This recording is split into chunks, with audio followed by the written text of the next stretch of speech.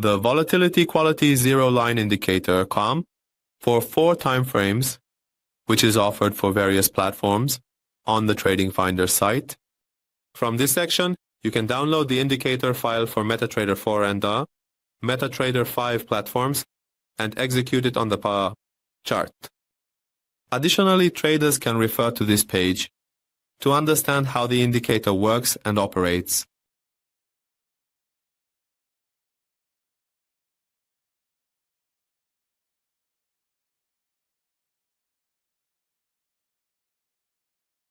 We select the indicator file from the navigator section and execute the indicator on the chart by dragging the file.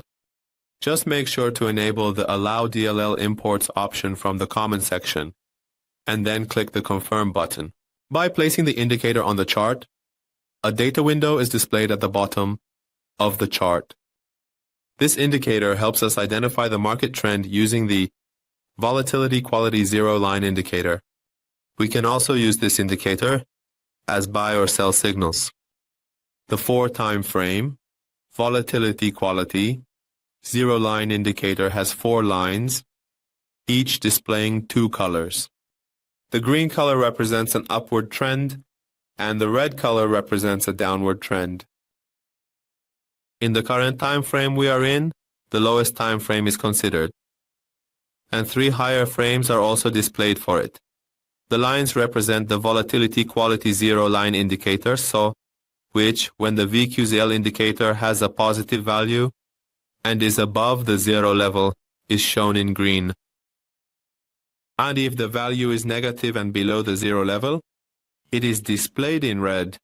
We can use this indicator for multi-time frame analysis to enter or exit a trade in such a way that when the higher time frame aligns in color with the lower time frame, we enter either or exit a trade. For example, here it shows our current time frame, 1 higher time frame, 2 higher time frames, and the 3rd higher time frame. When they are the same color, it is considered a trend, and we can enter a trade.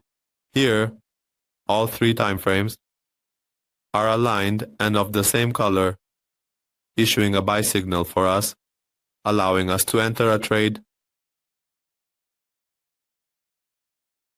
And when all the time frames turn red, we can enter a sell trade.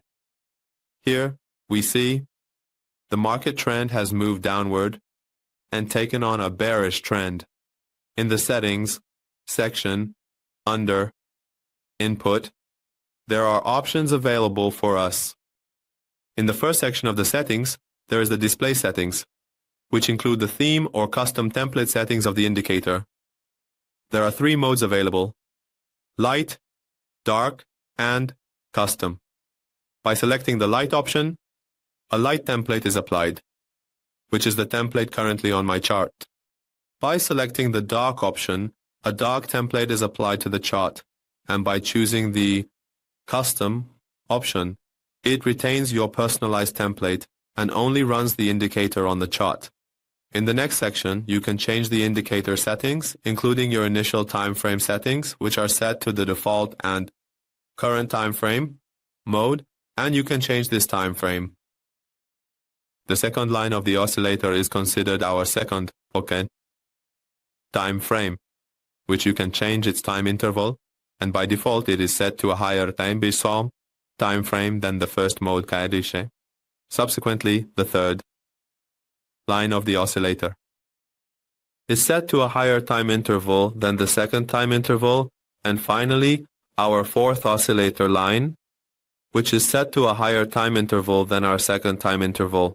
You can increase or decrease all these values and change them to your desired time interval.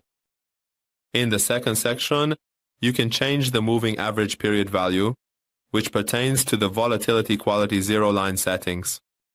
In the next section, you can select the moving average method, which is available in 4 modes: simple, exponential, smoothed, and linear weighted. And you can choose any of these methods.